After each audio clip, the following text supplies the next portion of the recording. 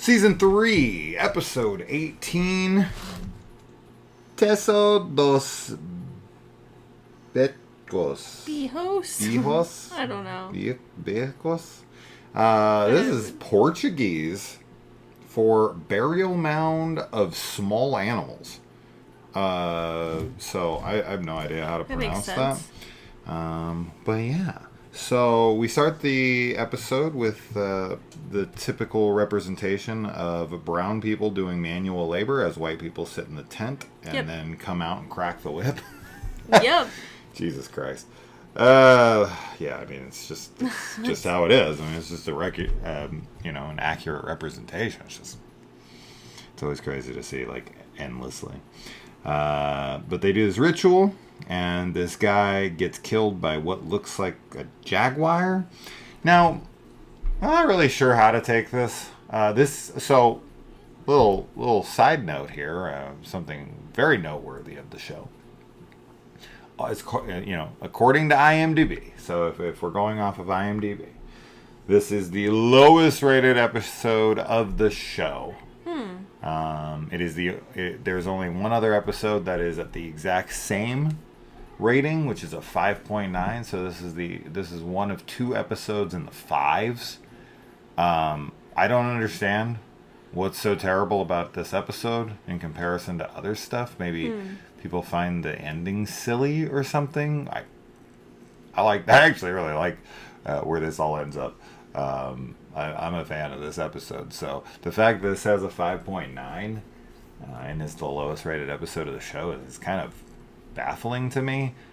I don't see what's so terrible about this, but it is what it is. I just think people think that the cats, the feral cats being the culprits is dumb. I guess. It's like, it's the X-Files. Yeah. We deal with silly shit all the time.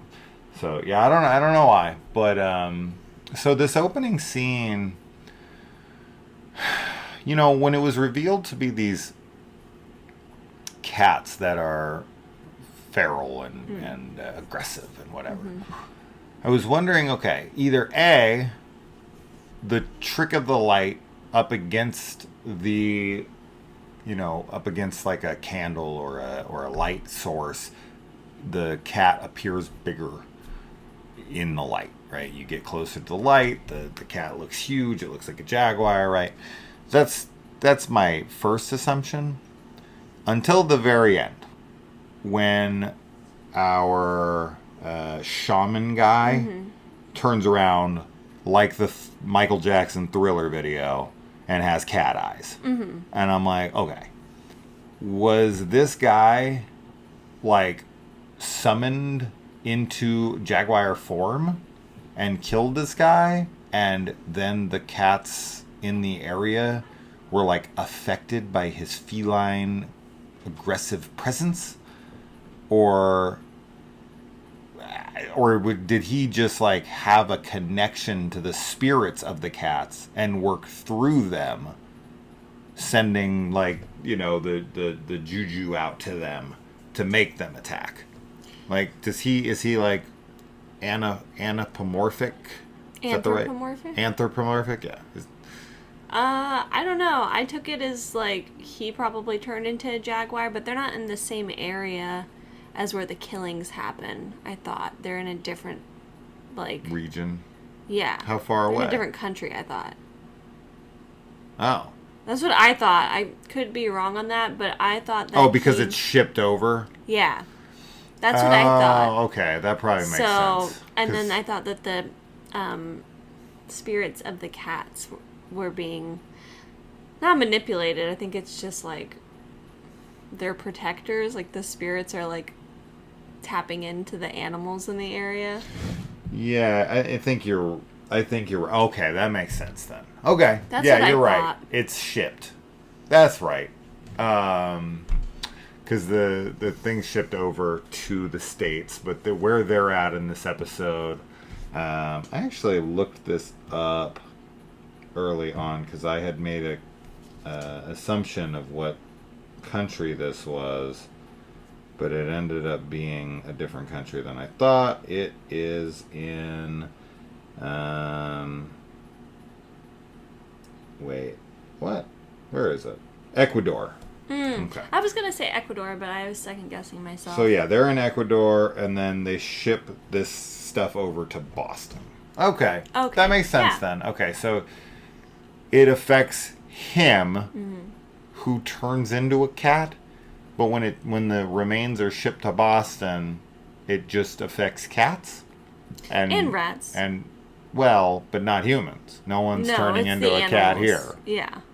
Well, no, I think it's just because he's like a shaman and he has abilities to do that. But it's a cat. Right? Yes. It just so happens to also be a cat? Yeah. Well, no, it doesn't just so happen to also be a cat. That's what I'm saying, though. Yeah, I think it's the animal that maybe is like representative of something. Yeah. Okay. I'm fine with all of it. But okay. Yeah, that makes perfect sense. Seeing all these rats reminded me of the video games The Plague Tale, or A Plague Tale 1 and 2, that I played fairly recently. I was having flashbacks, man. Flashbacks to my war. We got the doggies killed in this episode. We got some doggies killed here in the last few episodes. Not fun. Mulder seems to have a catchphrase in this episode. Just go with it, Scully. Yeah. I like it. It's funny. I do too. He's just like, just go with it. Yeah. Yeah, I don't have any issue with it.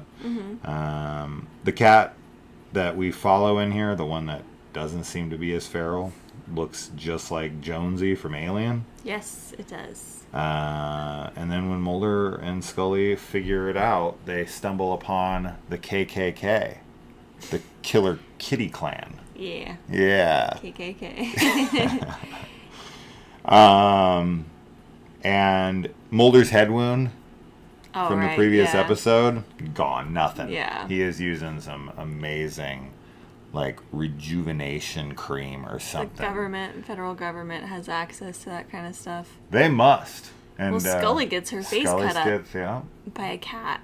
So she probably borrows that. Quickly. Yeah. Well, she's like, you got any more of that scar removal cream, yeah. Mulder? That's the real X-File. We say that like every episode. We do. This is the real X-File. There is one. There's one every episode, basically. It's like, what? That's the real X-File here. Where's Mulder's scar? Why is Scully's freaking complexion perfection in the next episode? Right? She should have cat scratch fever. She should have scars. Yeah. She should look like freaking Nick Fury from the Avengers. They missed her eye, thankfully. Thankfully. And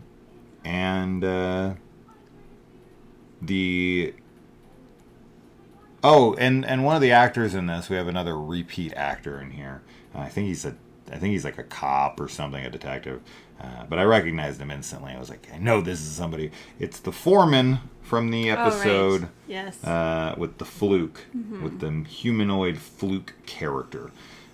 So instantly it was like, wait a minute, I've seen you before. I feel like I'm catching one in every episode now. They have a lot of repeat actors. They sure do. They like to reuse them for bit roles. It's just at times you're like, is this the same character? Especially like the last episode we watched. Yeah, we had like two characters that are pretty much the same characters that they were. Or two actors that were the same characters in a previous episode. They were the same characters. In fact, his credit in one episode versus the other is Stoner and Stoner #1. Oh, wow, nice. So, I don't know, man. I think they're the same characters. But, I don't know. What do you think about these kitties killing people? You think... So, like, the cats drag a human body away as they're fighting, and there's no way. Maybe they have a little bit of, like... supernatural strength. Yes. They have to have. No cats are dragging a full-grown adult like person away. There is a lot of them. I don't care. So. I don't care. They could also be working together. They could not pull a living person who's fighting a bag against them. No way. I think they have some supernatural strength. They could definitely scratch them up a bit. They could definitely do some damage, no doubt about that. But like, how they get through a vent, push the vent up, drag him into there, and then the vent closes behind him. Yeah. No. It's funny. That's an X-File.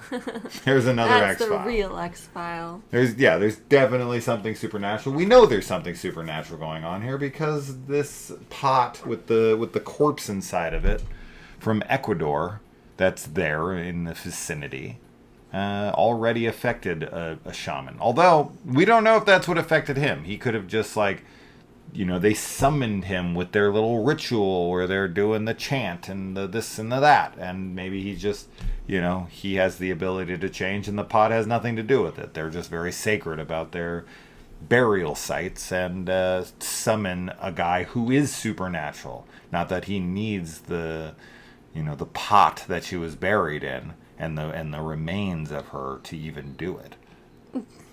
You know what I mean? Like, how do we know they're connected? Because they're in the same episode. So, anyway, that's that, I guess. It's a good episode. I didn't hate it at all. I don't know why it's so lowly rated. It has to just be the cats. People hate cats. Sometimes people really don't like cats. So, I would think this would fall into the like mid-range episodes. Yeah. Just kind of like the fun, forgettable episodes that we watch all the time. The ones that fall in like the 7 to 7.5 area. You know, we have the bigger episodes which are in the 8s, and you have the really big episodes which are in the 9s, and then most of the other episodes that are just kind of monster of the week. They don't really affect the plot at all. They're just fun, forgettable episodes are like 7s, and this is a 5. This is a 5 something, which is, so I don't get it. Yeah, Silly I don't either. Yeah. Anyway, all right, that's it. Teso des Bichos. Bichos. By I have no idea. Damn it. I want the pronunciation before No, that's way funnier that I don't know how to say it. And I look like a total moron. Bichos.